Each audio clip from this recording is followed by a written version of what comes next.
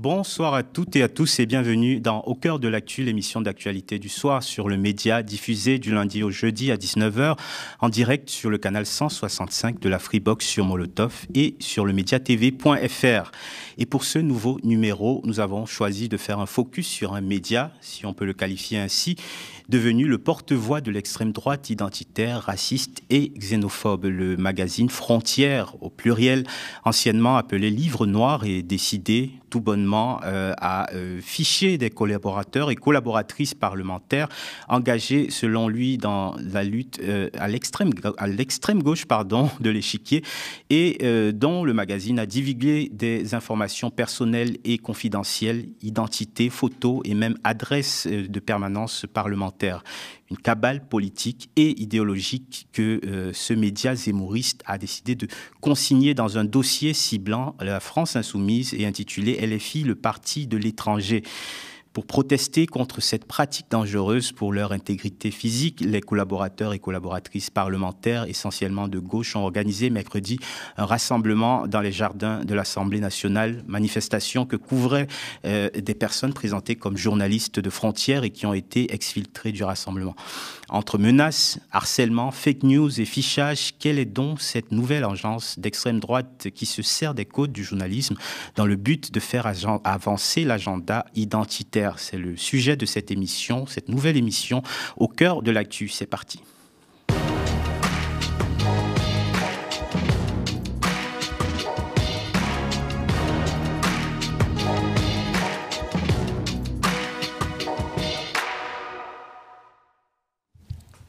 Et pour m'accompagner sur ce plateau et également à distance, je suis avec Amine Snoussi. Bonsoir. Bonsoir. Collaborateur parlementaire LFI, également militant antiraciste et fondateur du collectif Stop Agra. Arnaud Bonnet, bonsoir. Bonsoir. Vous êtes député écologiste de Seine-et-Marne. Tout à fait. Bonsoir Anna Margherita. Bonsoir. Photojournaliste, merci d'être avec nous ce soir. Et par la visio, nous sommes avec Romain Eskenazi, député socialiste du Val d'Oise. Bonsoir. Merci à tous les quatre d'avoir accepté notre invitation. Je commence par vous, Amine, collaborateur parlementaire LFI. Je le disais, comment est-ce que vous avez reçu cette pseudo-enquête de Frontières ? Moi, j'ai été directement cité dans cette enquête comme un des collaborateurs de la France insoumise. On y révèle peu ou pas d'informations, finalement, c'est juste des choses que j'assume pleinement, à savoir avoir milité contre l'islamophobie, oui, militer pour la libération de Georges Abdallah, oui, et des accusations générales sur l'ensemble des collaborateurs de la France insoumise d'être des infiltrés servant une cause extrémiste. C'est surtout fait pour nous intimider, pour nous faire peur, pour justement nous empêcher d'avoir une parole politique. Je rappelle que les collaborateurs, c'est des citoyens qui ont le droit de faire aussi part de leur opinion et de leurs avis politiques.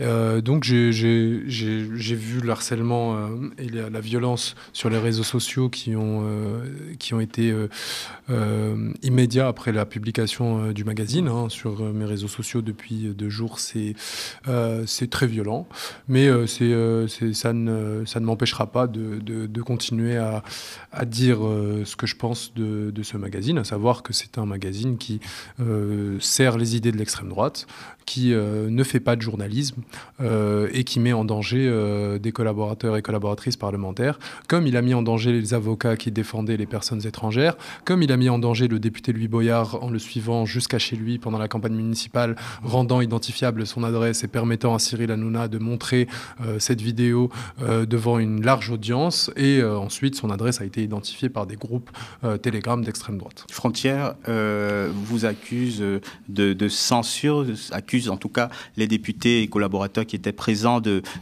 censure de la presse. On parle d'une plainte qui aurait été déposée. C'est une inversion totale de l'accusation que vous subissez. Vous savez, hier, le rassemblement Avant, c'était 350, 400 collaborateurs, plusieurs députés, dont ceux sur ce plateau qui étaient là pour nous soutenir, et énormément de journalistes qui étaient devant le rassemblement, qui étaient en train de filmer, de faire leur travail de journaliste, qui travaillent pour des rédactions où il y a une ligne éditoriale de droite ou de droite radicale ou de gauche radicale. Ils étaient tous au même endroit, en train de filmer, en train de faire leur travail de journalisme. Frontières s'est placé au milieu des collaborateurs et collaboratrices, portant un résumé de leur pseudo-article, dans le seul but de provoquer. Et dans le seul but de faire la promo de ce magazine. Ils n'étaient pas là en tant que journalistes, ils n'avaient pas de micro ni de caméra, ils avaient un téléphone pour se justifier de leur soi-disant couverture. Ils ont prétendu couvrir les débats parlementaires, moi ce qui m'amuse, parce que je ne les ai jamais vus couvrir la moindre chose à l'Assemblée nationale. Donc se cacher derrière le journalisme quand on ne respecte jamais la déontologie et quand on est de l'autre côté physiquement du lieu où étaient rassemblés les journalistes, ce n'est pas sérieux. Romain Eskenazi, les députés socialistes étaient présents à ce rassemblement en soutien aux collaborateurs parlementaires. C'était important d'exprimer ce soutien? Oui, tout à fait. Moi, je suis venu en tant que député, je suis venu aussi en tant qu'ancien collaborateur, parce que pas collaborateur parlementaire, mais j'ai été collaborateur en mairie. Et quand on est collaborateur, on ne décide pas de s'exposer à une vie publique, on ne décide pas que son visage, son nom, son prénom, ce qu'on fait quand on fait campagne et quand on est élu. Et donc j'ai été particulièrement sensible aux attaques personnelles ab nominem sur des collaborateurs et des collaboratrices. Ça m'a beaucoup heurté, et d'autant plus par l'extrême droite avec les méthodes qu'on connaît, et on a du mal à avoir autre chose que des accusations qui mettent en danger les collaborateurs, plus qu'effectivement un travail de fond d'enquête journalistique. Je suis assez d'accord avec ce qui a été dit et ce qui a été dit juste avant. Mais j'ai aussi assisté à la séance d'hier soir, qui était très franchement, véritablement un sketch, quoi. Comment est-ce que le Rassemblement national a osé, c'est ce que certains appellent aujourd'hui la post-vérité, retourner sur les manifestants qui manifestaient pacifiquement, retourner sur les députés qui ont voulu que ça se passe convenablement, la charge de l'accusation de violence. Alors que très franchement, ce qui était violent, c'était l'article, et ce qui était provocateur, je suis parfaitement d'accord, c'est les journalistes qui étaient là. Je dois même dire que CNews était présent avec des caméras au milieu de la foule. Ils n'ont absolument pas été ni embêtés, ni inquiétés, ni bousculés, alors que Frontières, ils se sont mis quasiment sur un balcon à 4 pour narguer la foule et les filmer, et pour que la manifestation se passe le plus pacifiquement possible, il fallait bien évidemment qu'ils soient exfiltrés de cet endroit, et ça a été le cas très franchement le plus pacifiquement possible. Quand on parle de violence, et Tanguy qui dit hier soir l'acte le plus grave de l'histoire de la Ve République, très franchement, soit on en rigole, soit on pleure, quoi. Arnaud Bonnet, vous aussi été choqué en tant que député par ce dossier qui met personnellement une cible, on peut le dire, dans le dos de collaborateurs parlementaires. Alors, nous quand on prend notre mandat, on sait qu'on s'expose, qu'on va être filmé, même H24. Par contre, nos collaborateurs et collaboratrices parlementaires, ce sont des salariés. Tout bêtement. Donc, à partir du moment où on expose des salariés, des collaborateurs de députés, quand on n'est pas d'accord avec la ligne politique de ces députés, après, on va exposer quoi? On va exposer les personnels des mairies. On va aller jusqu'où, en fait? Donc là, il y a quand même une limite qui est franchie dans ce qui a été fait dans cet article que j'ai feuilleté rapidement pour regarder un petit peu quand même ce qu'il faisait. Et au-delà de ça, j'étais également du coup sur la manifestation qui était très calme, où les journalistes, si on peut appeler ça comme ça, parce que ça c'était pas visible. Moi, je me suis demandé en fait qui étaient ces personnes qui avaient des téléphones, comme un téléphone personnel en fait, qui étaient en train de filmer de manière vraiment très marquée pour identifier chaque personne et montrer qu'ils filmaient chaque visage. Du coup, c'était vraiment choquant. Quand on est dans une manifestation publique, on sait que potentiellement on peut être filmé, mais on ne va pas cadrer chaque visage individuellement pour bien montrer que chaque personne qui est là est repérée. Donc c'était vraiment choquant pour le coup. Anna Margarita, vous avez déjà fait les frais des méthodes plutôt abjectes de frontières, notamment lors des manifestations que vous avez couvertes, des méthodes abjectes par l'entremise de l'un de leurs reporters, Jordan Florentin, contre qui vous avez même déposé plainte. Est-ce que vous pouvez nous en dire plus ? Oui, alors la première fois que j'ai eu affaire donc à Jordan Florentin et à Frontières de manière générale, c'était lors de la manifestation du 8 mars, lors de laquelle un cortège de Némésis s'est assez honteusement infiltré. Le collectif identitaire et fémo-nationaliste Némésis, qui prétend être féministe mais qui instrumentalise ce combat à des fins racistes et islamophobes. Donc ce collectif a été encadré par des CRS qui veillaient bien à ce qu'aucun journaliste dit de gauche ne rentre en tête de cortège. En revanche, les journalistes de Valeurs Actuelles, Occidentis, Frontières, donc identifiés d'extrême droite, étaient eux les bienvenus et protégés par les policiers, encadrés. Et Jordan Florentin est venu à plusieurs reprises, ce que je qualifierais de harcèlement, me poser des questions sur nos divergences politiques, on va dire, et puis me provoquer, me dire « Ah, t'es journaliste, toi, tu sais pas ce que ça veut dire », enfin bon, tout un tas de choses très professionnelles. Et ça a duré pendant toute la manifestation. Il m'a filmé, il a diffusé en tout 1 minute qui m'est consacrée dans le reportage qu'ils ont sorti à l'issue de cette manifestation, et diffamé à mon sujet également en prétendant que j'aurais poussé violemment Alice Cordier en publiant une image qui montre clairement que c'est moi qui suis poussée par un agent de la sécurité. Donc même des partisans de l'extrême droite lui ont reproché que les images démentaient sa version. Donc j'ai décidé de porter plainte, puis j'ai appris que j'étais pas la seule à avoir saisi la justice pour des faits notamment de diffamation. Jordan Florentin, oui, est habitué à harceler ses collègues, notamment les femmes, aussi dans le cadre de leur travail. Lui qui prétend dénoncer le sexisme de la gauche, propage lui-même cette oppression-là très largement, même le 8 mars, qui est censé être une lutte pour les droits des femmes. Et la déontologie journalistique de ce média questionnable au plus haut point, puisque le même Jordan Florentin, on se souvient de cette tweet sur la sœur de la petite Louise, dont le corps avait été retrouvé dans un bois, et qui avait osé prétendre que les accointances militantes de la sœur étaient, du moins il avait osé critiquer ses accointances de gauche pour quelque part justifier le fait que sa sœur soit décédée. Ce sont des méthodes, Amine, qui te révulsent? Oui, et surtout, maintenant, c'est un fait établi. On connaît ces méthodes-là. On a vu l'impact que ça a eu tout au long des précédents mois, de la manière dont Frontières prétend faire du journalisme. Et hier, on a eu une preuve que, manifestement, il représente un trouble à l'ordre public à l'Assemblée nationale. Et que, justement, c'est pour ça qu'avec les organisations syndicales et les associations de collaborateurs, on demande à Madame Yael Braun-Pivet de suspendre immédiatement l'accréditation de Frontières pour couvrir, parce qu'ils ne l'ont jamais réellement fait, de prétendre couvrir les débats parlementaires à l'Assemblée nationale, et que le fait de cibler des collaborateurs, le fait de ne pas respecter la déontologie journalistique et le fait de faire ce qu'ils ont fait hier devrait suffire à ce que Madame la Présidente Braun-Pivet s'en saisisse. Alors Frontières a réagi, évidemment, pendant toute la journée. Éric Neckner, le directeur de la publication et de la rédaction du média, n'a pas tardé à s'exprimer sur CNews, évidemment, jouant la carte de la victimisation. On écoute. En fait, nous, qu'est-ce qu'on a essayé de faire? On a fait une enquête, on a travaillé, c'est notre rédacteur en chef Jules Laurent qui s'en est occupé. Ça lui a pris un peu plus de 3 mois. Il a contacté absolument tous les collaborateurs de la France Insoumise. Il a fait un travail déontologique pour faire une enquête. Et c'est ça qui les dérange aujourd'hui. Ils veulent interdire le magazine, ils veulent interdire un média. Pourquoi? Parce qu'en fait, ça fait des années que de toute façon, on les laisse tranquilles. On dit rien. On n'enquête pas sur eux parce qu'il ne faut pas compter sur Mediapart, sur Libération, sur Le Monde pour le faire. Alors qu'ils ont des profils quand même absolument hallucinants. En revanche, d'un même côté, ça pose aucun problème que Le Monde, effectivement, au mois de juin de l'année dernière, fasse un article, les 126 collaborateurs des candidats aux législatives du Rassemblement national qui sont sulfureux, aller retrouver le cousin de la grand-mère qui n'a pas les bonnes fréquentations.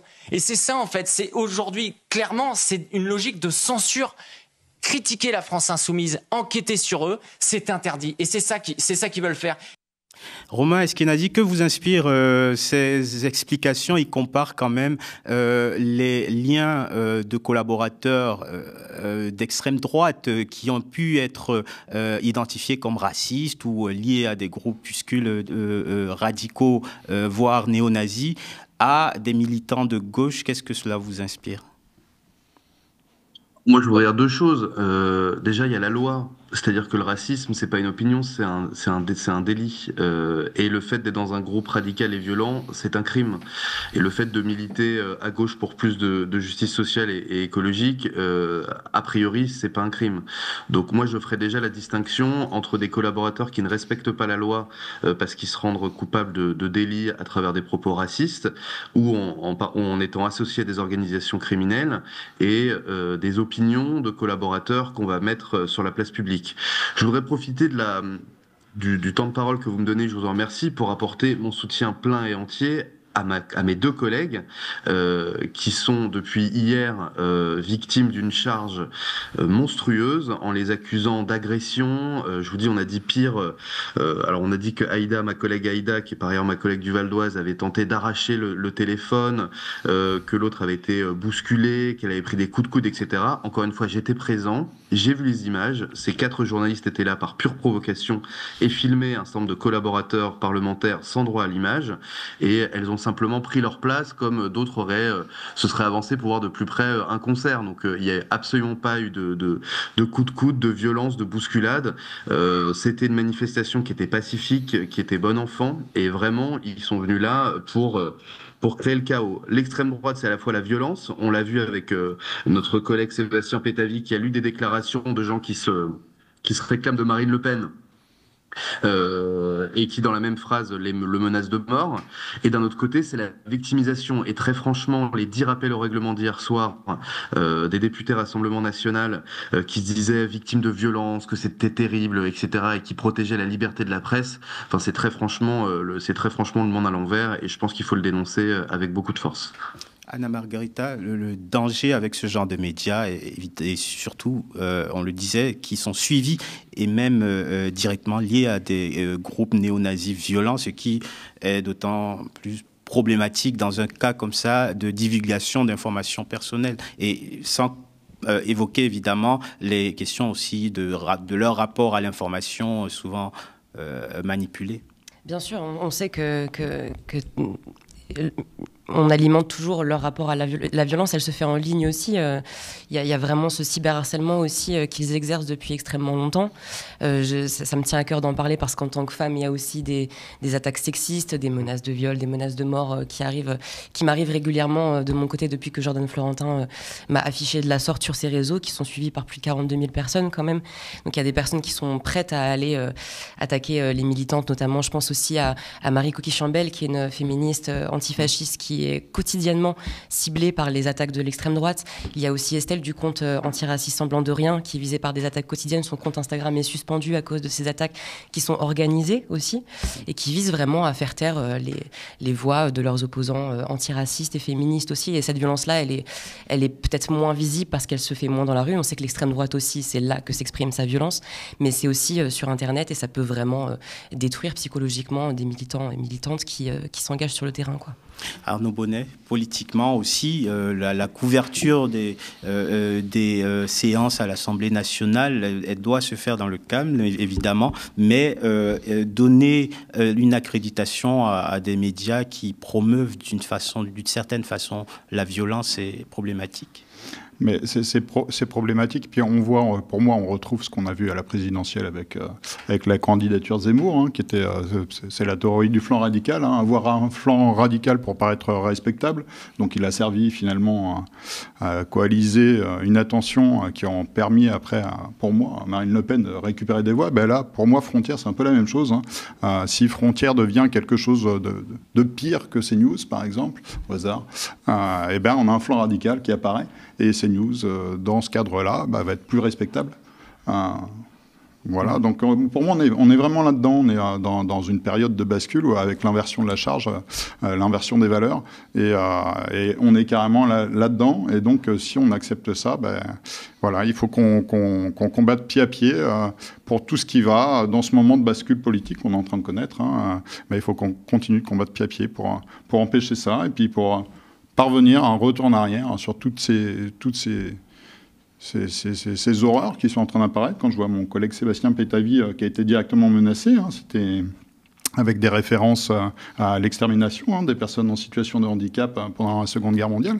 On est vraiment sur des sommets, quoi. Ça devient très, très inquiétant.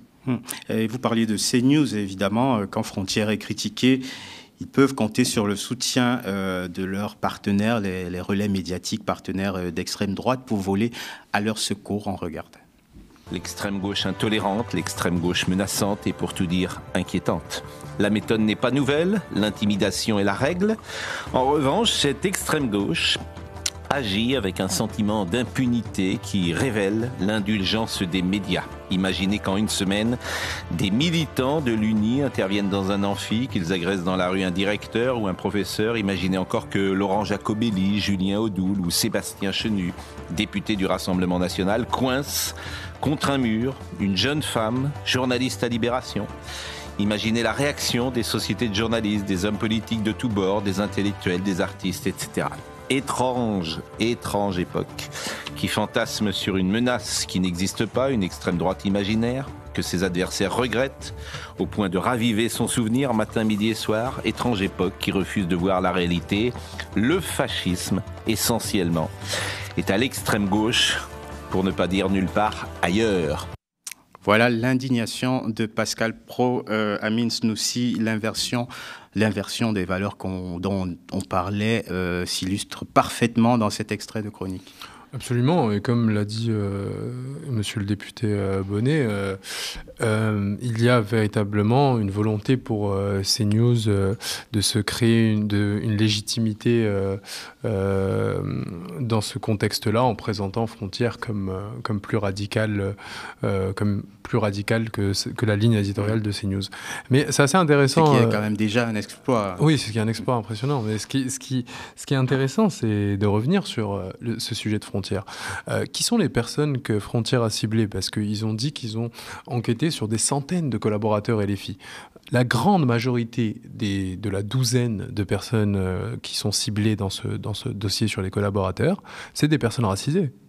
Et la grande majorité, c'est des personnes qui ont pris position sur la lutte contre l'islamophobie, sur la lutte antiraciste, sur les violences policières. En faveur de la Palestine aussi. Ou en faveur de la Palestine. Donc, je ne sais pas si M. Praud pense que le fascisme est à l'extrême gauche, mais on voit clairement que ces méthodes-là visent à nous faire taire sur ces sujets-là.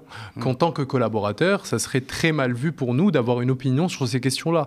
Et plus spécifiquement, les personnes racisées, qui sont directement ciblées et à qui on donne le soupçon du parti de l'étranger. Parce que ces accusations sont utilisées pour justifier que la France insoumise serait un parti de l'étranger.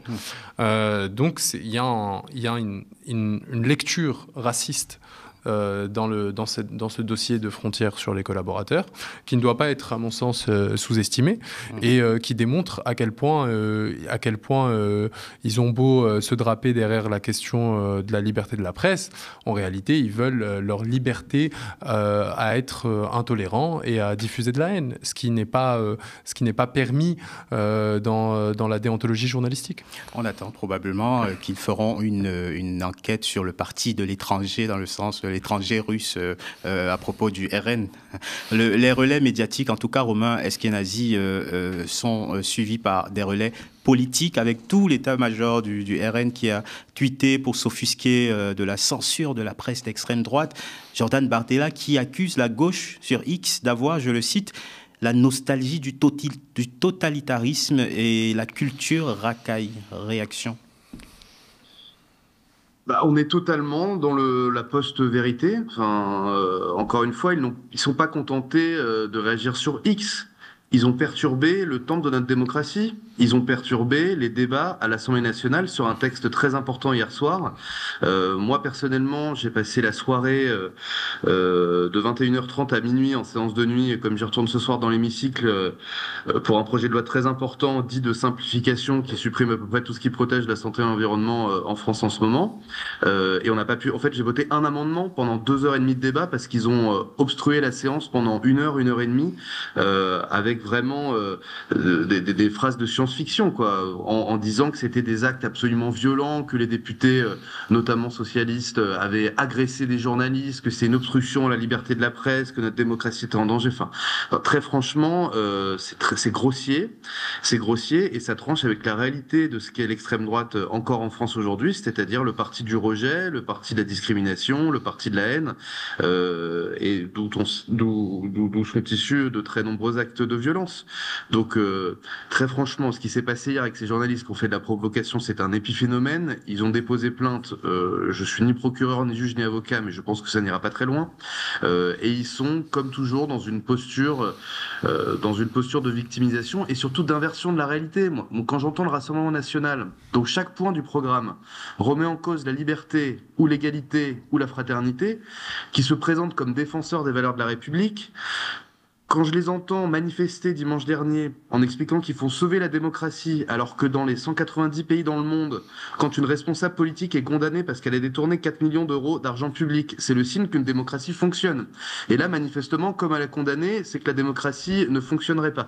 Donc ils ont cette méthode systématique d'inverser la réalité. La réalité et les faits deviennent qu'une opinion. Moi, j'ai vu ce qui s'était passé hier. J'étais là hier. J'ai assisté à la manifestation. J'ai assisté à l'exfiltration en douceur de ces journalistes qui venaient provoquer. C'est ça la réalité des faits. Et donc, selon eux, non. La réalité, c'est qu'une opinion.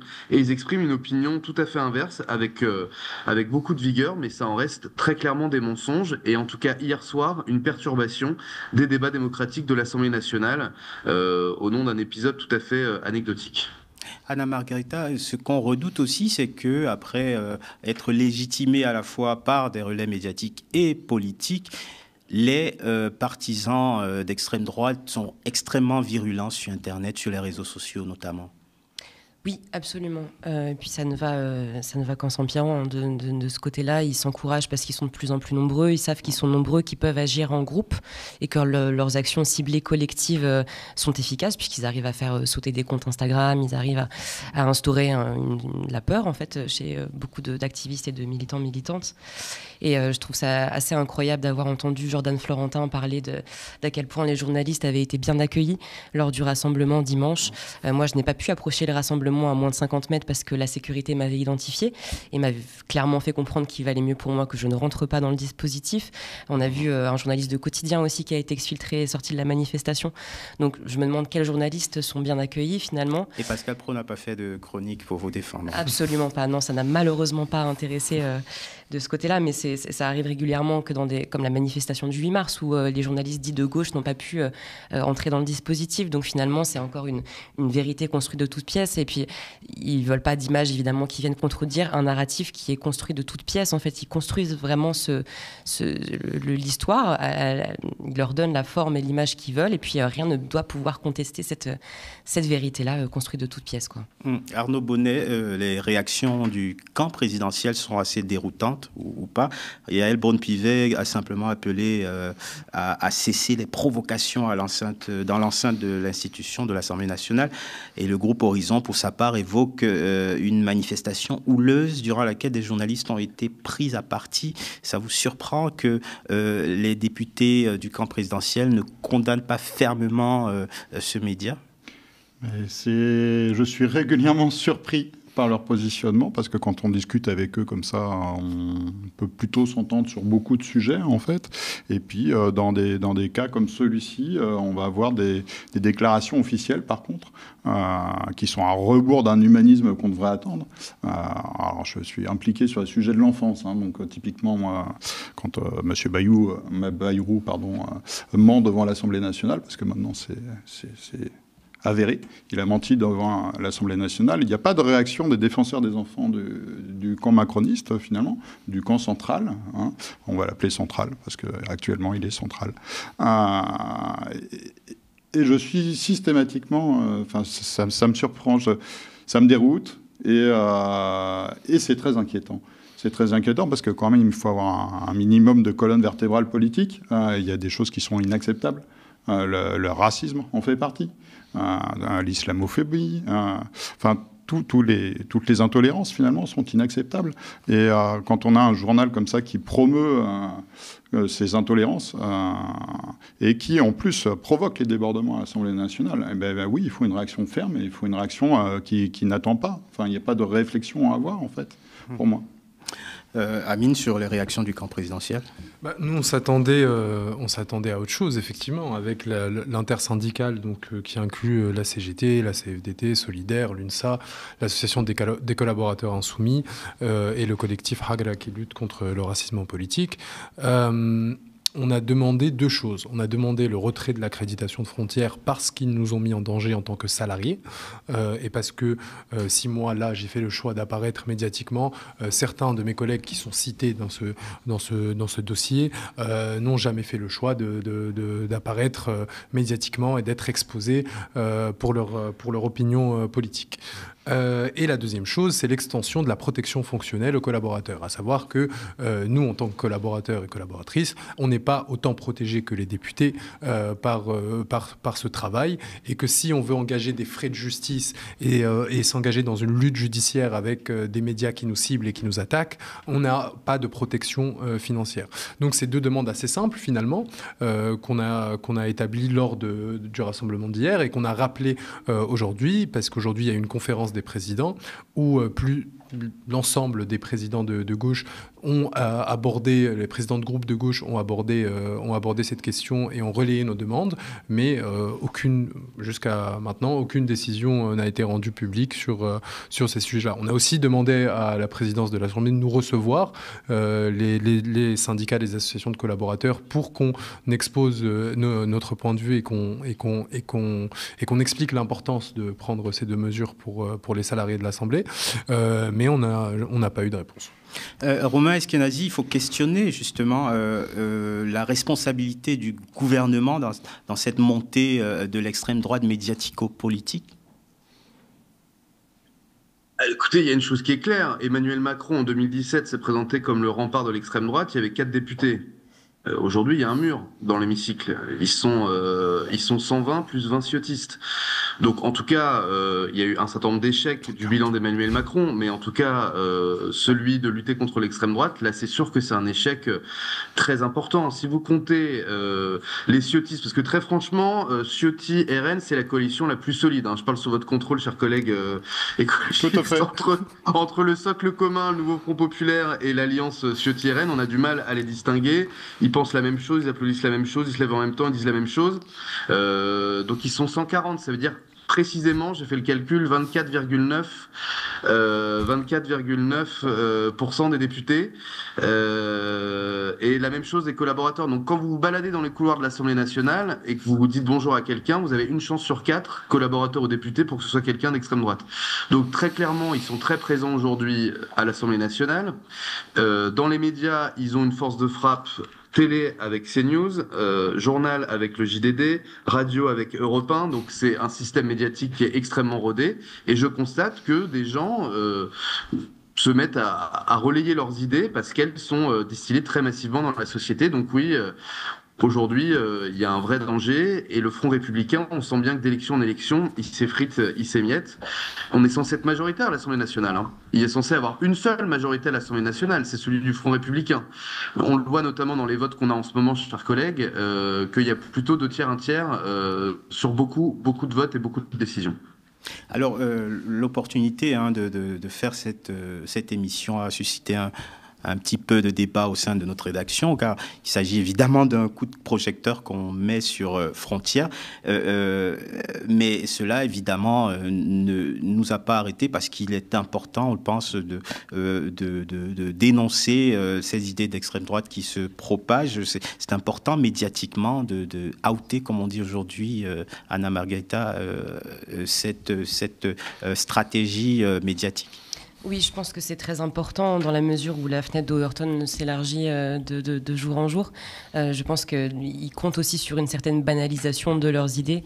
Certaines idées qui paraissaient donc complètement incongrues il y a quelques années, voire quelques mois, sont devenues complètement normales pour eux. Donc je pense que c'est important de continuer à insister sur l'anormalité, déjà d'idées qui ne sont pas compatibles avec la démocratie puisqu'il s'agit d'oppression. Donc ça, je pense qu'il faut constamment le rappeler et lutter contre une banalisation générale, de plus avec la concentration des médias, etc. Je pense que c'est un combat qu'il faut vraiment continuer de mener à toutes les échelles. Et en tant que journaliste, je pense que c'est important aussi de condamner cela, quoi, de dire que c'est pas comme ça normalement qu'on fait ce travail-là. On met pas en danger les gens. Alors en plus des collaborateurs et collaboratrices parlementaires, c'est vraiment toute la gauche qui est visée, puisque Frontières a publié une cartographie de ce qu'il considère comme l'extrême gauche, une carte où l'on retrouve pêle-mêle des militants écologistes, des antiracistes, féministes, des médias, dont le nôtre d'ailleurs, bien positionné entre les islamo-gauchistes et les anti-flics, quoique Frontières doit considérer toute la gauche comme islamo-gauchiste. Une carte assez farfelue dans laquelle on retrouve aussi des Louis Boyard, Rokhaya Diallo, tout autant que des Yann Barthès, Alain Soral, Dieudonné et même Médecins sans frontières. Est-ce que vous, ici sur le plateau, vous avez consulté cette carte et qu'en avez-vous pensé, Arnaud Bonnet? Alors pour le coup, moi je ne l'ai pas vu, mais je vais regarder parce que ça me questionne, ça m'intéresse, oui. Vu les regroupements que vous faites. Non, mais en fait, ils sont toujours sur le même principe. À la fois, c'est eux qui cherchent à arrêter les sciences sociales dans leurs amendements. Hein. Ils essaient de couper tous les fonds aux sciences sociales. Et en même temps, ils l'utilisent pour la manipulation de masse. Quand on va dans la répétition systématiquement comme ça, c'est un petit peu comme si on avait une télé allumée. Je ne citerai pas une marque de soda gazeux, voilà, avec ça en fond d'écran tout le temps. Et ben oui, il va y avoir 3 personnes sur 100 en plus qui vont acheter cette marque de soda gazeux. Ils font ça, en fait, avec leurs idées nauséabondes. Et oui, ça fonctionne. Hein. À force de répétition, de marteler, oui, il y a des gens qui ne savent plus, d'ailleurs tout le monde le dit, hein, qui ne savent plus ce qui est vrai, ce qui n'est pas vrai. Et on est vraiment passé dans un système parallèle, hein, avec des idées un peu parallèles, mais qui finissent par atteindre les gens qui sont les moins sûrs et qui ne savent pas où chercher les informations, où trouver des informations qui seraient avérées et vérifiées. Sur cette cartographie de l'extrême gauche, vous voulez réagir Au-delà du fait que c'est bâclé, que c'est indécent d'oser prétendre que ça a un rapport avec du journalisme, cette carte, c'est à l'image de ce qu'ils font. Ça veut dire c'est à l'image de ce qu'ils ont fait hier à l'Assemblée, c'est à l'image de leur méthode pour faire ces enquêtes. Ça veut dire qu'on va prendre des éléments au hasard et on va tirer le fil jusqu'à trouver un lien avec l'islamisme, jusqu'à tirer un lien avec la haine anti-flic. Et c'est des concepts abstraits auxquels on peut tout rattacher, quoi. Si vous avez dit Joyeux Ramadan un jour sur Twitter, et que vous êtes à la France Insoumise, vous êtes islamiste. Et ça se justifie à mettre la tête de quelqu'un dans cette carte. Et ce qu'ils font, en fait, c'est de présenter l'extrême gauche comme une majorité, comme quelque chose qui domine la sphère médiatique et politique. J'aurais bien aimé, mais je pense qu'on peut tous dire autour de cette table que factuellement, c'est pas le cas, qu'on observe une extrême droitisation généralisée, mais ils se placent dans un rôle d'outsider, de victime, d'un système qui les opprime, etc. Donc dans une nouvelle forme d'inversion qui permet à Marine Le Pen de dire qu'elle est dans une république des juges et qui permet à Frontières de se présenter comme un journal opprimé par toute la gauche médiatique. La gauche médiatique qui irait jusqu'au Monde et jusqu'à Libération, quoi. Les services publics, France Inter, qui sont souvent caricaturés comme des médias de gauche ou d'extrême gauche, voire d'extrême gauche. Romain Eskenazi, vous êtes d'accord avec ce que vous venez d'entendre ? Oui, tout à fait. Je citerai quand même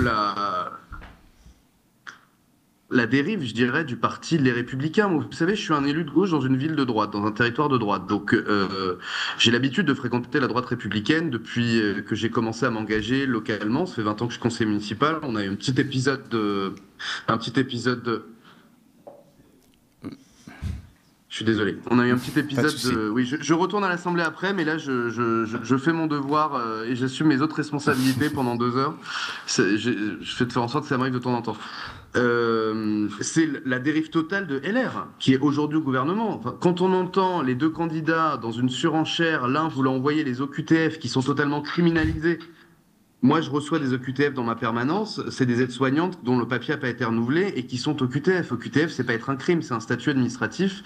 Et en plus, on sait qu'on resserre un peu les boulons en ce moment. Donc, il y a des gens qui font tourner l'économie du pays, qui assurent des services sociaux, qui sont OQTF. On veut les envoyer en camp à Saint-Pierre et Miquelon.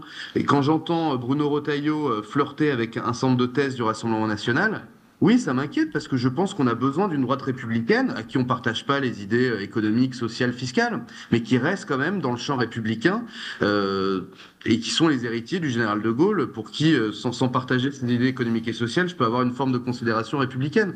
Moi, c'est ça qui m'inquiète beaucoup, c'est que aujourd'hui, la droite, plutôt que lutter contre l'extrême droite, idée contre idée, projet contre projet, valeur contre valeur, elle la singe. Et je trouve ça très inquiétant pour notre démocratie. Anna Margherita. Oui, je suis parfaitement d'accord. Je trouve ça assez terrifiant si on replace ça un petit peu dans le contexte aussi de... je repensais à la manifestation du 7 mars qui a été interdite, une manifestation féministe en soutien à la Palestine, la préfecture a tenté de l'interdire, elle a finalement été autorisée très tardivement. Et en même temps, Bruno Retailleau félicitait Némésis de ses actions, etc. Donc ce simple fait, pour moi, symboliquement, est gravissime. Ça veut dire qu'on est en train d'ériger le fémonationalisme comme un féminisme. Le féminisme, en fait, qui serait en accord avec des valeurs républicaines. Et je trouve ça extrêmement grave qu'on en arrive à ce point-là où qu'on puisse tolérer que le racisme soit instrumentalisé, que le féminisme, pardon, soit instrumentalisé à des fins racistes. Donc le racisme est institutionnalisé, l'islamophobie aussi. Donc je trouve qu'on va vraiment dans une direction absolument terrifiante de ce côté-là. Ouais. Arnaud Bonnet, c'est vrai que ce que l'extrême droite appelle le système et son oppression sont factuellement minoritaires aujourd'hui et que les médias d'extrême droite sont ceux qui sont les plus dominants en termes de moyens, en termes d'impact financier notamment. Et le cas Le Pen et le fait que le tribunal ait décidé d'accorder, d'avoir un procès en appel avant l'élection de 2027, c'est quand même assez symptomatique. Comment parler du système quand le RN fait partie du système aujourd'hui, en fait? Et c'est la mise en place d'un ennemi commun, le fameux ennemi commun qu'il faudrait avoir pour pouvoir fédérer des rancœurs, quelles qu'elles soient d'ailleurs, d'un système qui est dysfonctionnel. Enfin, on est au courant dans les partis de gauche quand même. On parlait des OQTF, mais pas que. Toutes les personnes qui sont en précarité actuellement, qui ont du mal à manger, à se nourrir, et bien là, c'est ce qu'ils font. Ils mettent en place un ennemi commun dont ils construisent une légende progressivement qui peut fédérer le plus possible de rancœurs. Et c'est là où nous, il faut qu'on arrive à avoir une bascule aussi.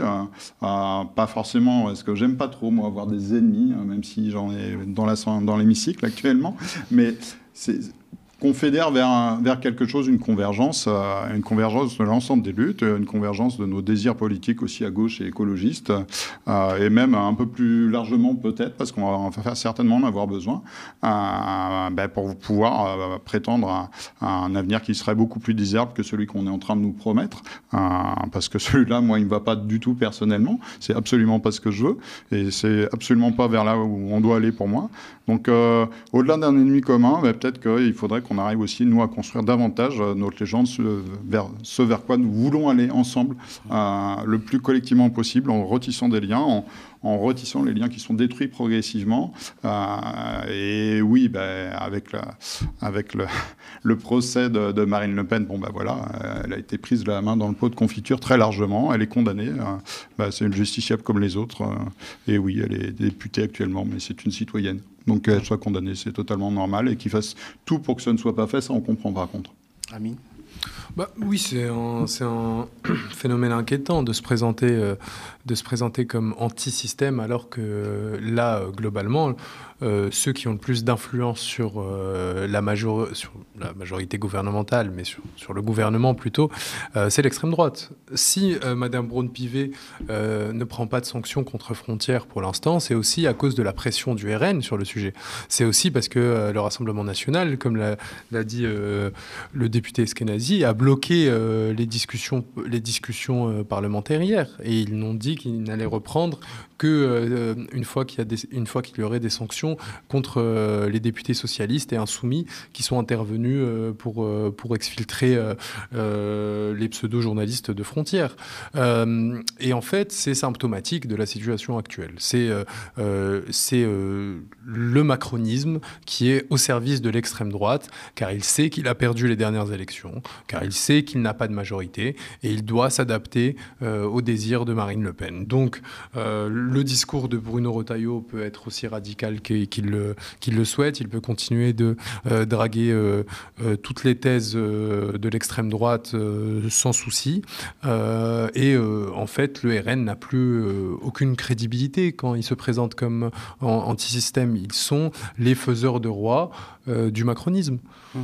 Et d'autant plus que cette extrême droite a de plus en plus ses entrées. Je vous cite une enquête qui a été faite par Olivier Tesquet pour Télérama et qui montre que la commission paritaire des publications de presse a accordé à Frontières une réduction, une réduction fiscale, une facilité d'obtention de cartes de presse qui lui permettrait à certains journalistes dont Louise Maurice, la journaliste de Frontières, d'être à la fois journaliste et chargée de communication. On est dans un flou qui est accepté par l'institution, Anna Margarita.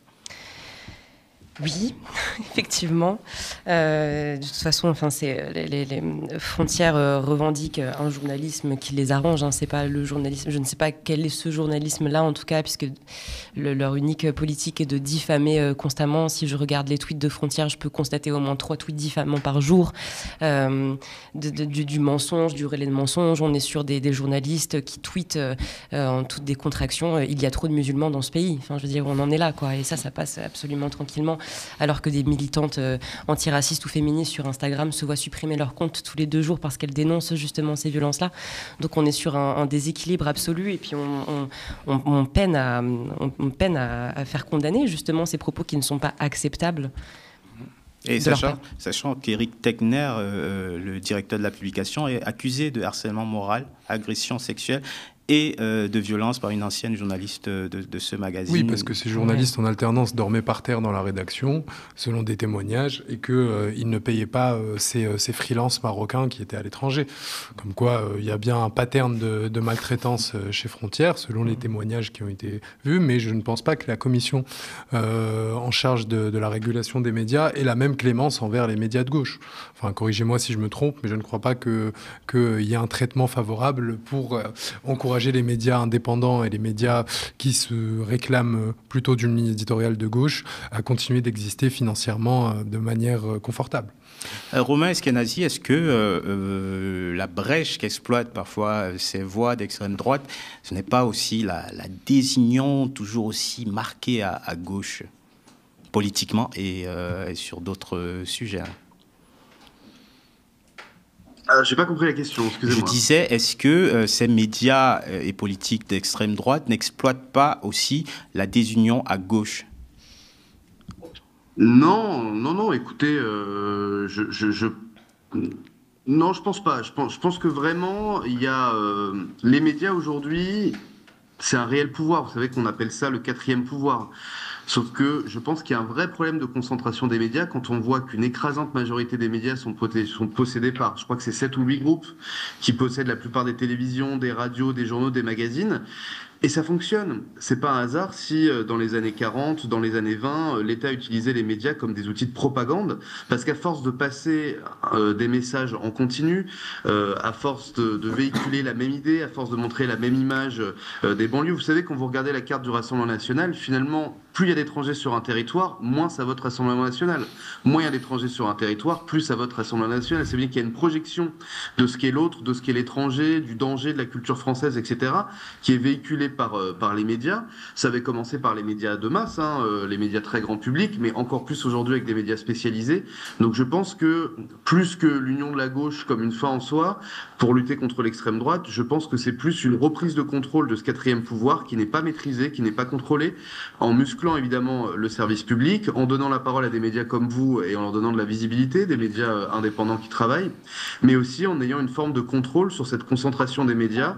C'est pas un business comme un autre et il faut effectivement que la démocratie, la République, ses représentants puissent avoir une forme de maîtrise, et c'est pour ça que je suis pour ma part assez inquiet par la disparition de l'Arcom qui est actuellement en débat dans cette fameuse loi simplification avec toutes ces agences qui ne servent à rien, qu'on devrait supprimer, parce que je pense qu'il faut un contrôle de la République, des médias, même s'ils sont privés, parce que il en va de la survie de notre démocratie. Et un contrôle non politisé, évidemment.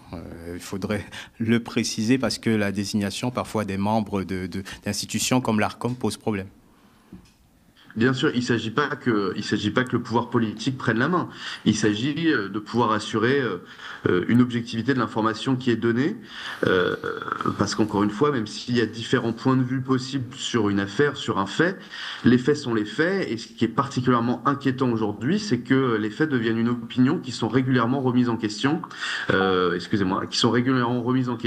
par des médias de masse, je rappelle, et c'est la raison pour laquelle, je l'avoue, ici sur ce plateau, que j'y suis déjà allé à plusieurs reprises pour exprimer une opinion divergente, parce que CNews, c'est aujourd'hui la première chaîne d'information en termes d'audience, ce qui est assez inquiétant, parce que quand on voit les chroniqueurs autour de la table, ils ne font que s'entretenir dans des opinions qu'ils partagent, et j'ai trouvé ça bien de temps en temps d'aller apporter une autre opinion, un autre point de vue, parce que ces médias sont très suivis, très regardés, que je parle d'Europe 1 ou de CNews. C'est des médias de masse aujourd'hui. Arnaud Bonnet, je vous pose la même question. Est-ce que la désunion politique, notamment au sein du NFP, n'est pas une perche tendue à l'extrême droite médiatique ? Alors, même si moi, je préférerais l'union, pour le coup, non, je crois pas. Je crois que, quelle que soit la situation, ils essaieraient d'en profiter d'une manière ou d'une autre. Je reviens un peu sur les réseaux sociaux, pour le coup, parce que nous, on a une ligne politique qui est un peu différente. On ne va pas sur CNews, déjà. Et accessoirement, j'ai quitté Twitter, suite notamment à mes lectures de chercheurs sur les algorithmes de Twitter. Bon, c'est des choix différents. Mais après, je crois que même sur on a des unions ponctuelles. Après, sur les votes, il suffit d'aller regarder. On a en gros 90% de votes en commun, sur tous les partis de gauche et écologistes. En gros, en moyenne, c'est du 90-95. Enfin, c'est vraiment très, très proche. Après, je crois que ces médias instrumentaliseraient d'une toute autre manière une connexion des partis de gauche et écologistes. Je ne crois pas que ce soit ça le vecteur principal. Par contre, un des vecteurs, bien sûr, c'est des positionnements très mous du bloc central. Ça, c'est une certitude pour moi, par contre. Anna Margarita, sur cette présence sur les réseaux sociaux notamment, on sait qu'à gauche, c'est un débat. Est-ce qu'il faut rester ou pas sur X? On a vu énormément de médias, de personnalités passer à Blue Sky, par exemple. Est-ce que c'est un débat qui doit se poser, ou est-ce qu'il faut affronter l'extrême droite de front?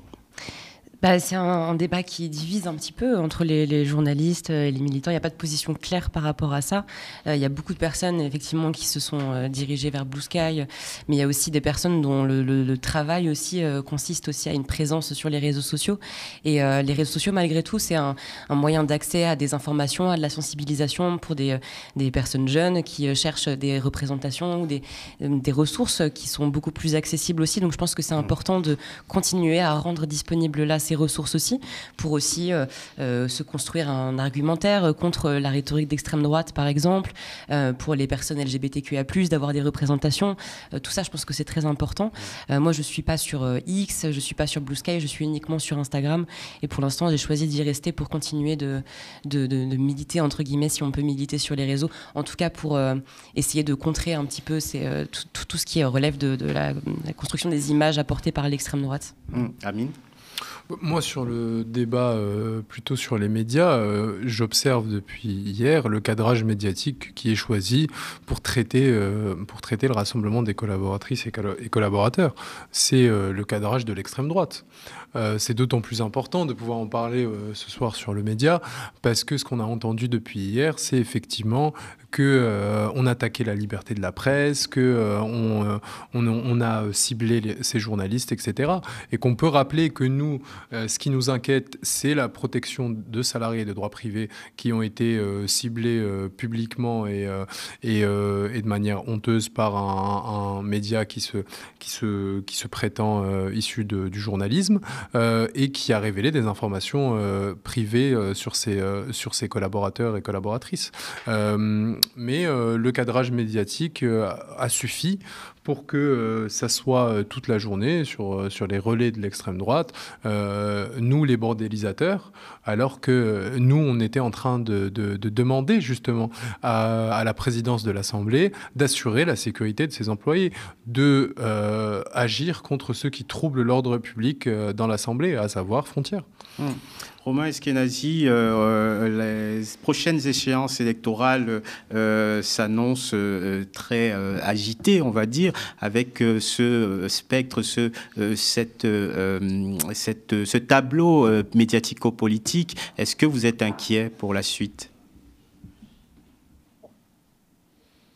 Évidemment, moi je me suis engagé en politique pour ça essentiellement, même si après c'était pour la justice sociale, pour la transition écologique, mais c'était d'abord contre l'extrême droite et ses idées.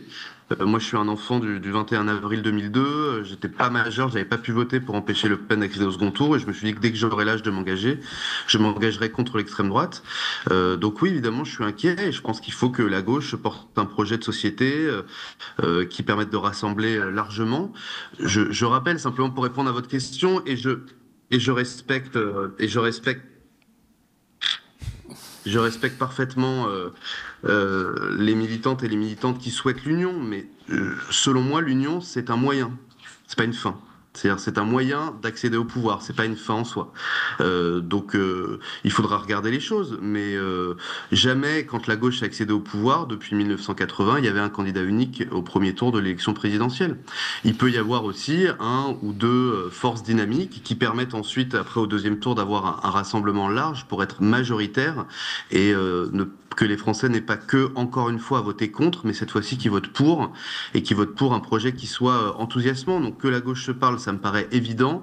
Qu'un candidat unique de toute la gauche soit le moyen absolu de battre l'extrême droite, je n'en suis pas certain. En tout cas, l'histoire nous a montré que quand la gauche a accédé au pouvoir, c'était parce qu'elle était forte d'un projet de transformation de la société, pas parce qu'elle avait effacé toutes les divergences qu'il peut y avoir au sein de la gauche qui est plurielle, et c'est très bien comme ça.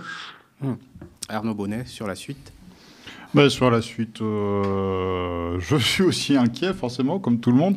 Après, il faut réussir aussi à dépasser ça pour ne pas se tétaniser. Et puis que chaque parti soit dans sa ligne, moi, ça me paraît totalement logique. Après, on arrivera derrière à trouver les points qui sont communs, qui vont nous faire avancer. Donc je regarde pas 2 ans en fait, par exemple, je regarde pas 2027 tellement moi. Je suis sur mes sujets, mais parce que je sais qu'il peut se passer plein de choses. On le voit d'ailleurs, ce que fait Frontières, là, ils nous mettent systématiquement face à des faits qui nous obligent à être dans l'immédiateté et pas à pouvoir prendre du recul. Je sais qu'il va se passer encore plein de choses. Il se passe plein de choses tout le temps actuellement, que ce soit au niveau international, que ce soit au niveau national. Donc d'ici 2027, il se passera encore énormément de choses. Donc je suis dans la construction quotidienne en fait, pour le moment.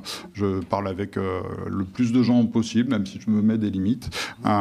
Et puis dans cette construction, dans ces échanges quotidiens, dans ce lien qu'on construit tous les jours, que ce soit à l'Assemblée, parce que ça se fait tout le temps à l'Assemblée, au-delà des images qu'on peut voir, mais aussi dans le quotidien des circonscriptions. C'est ce qu'on essaie de faire, c'est de faire le lien le plus possible, pas seulement de manière partidaire, mais également pour avoir un rassemblement le plus large possible de la gauche. Je continuerai de faire ça pour ma part. Puis d'ici 2027, il se passera plein de choses. Le mot de la fin, Anna Margarita, inquiète pour la suite, notamment dans votre votre travail de journaliste aussi, la couverture des événements politiques avec des médias comme Frontières?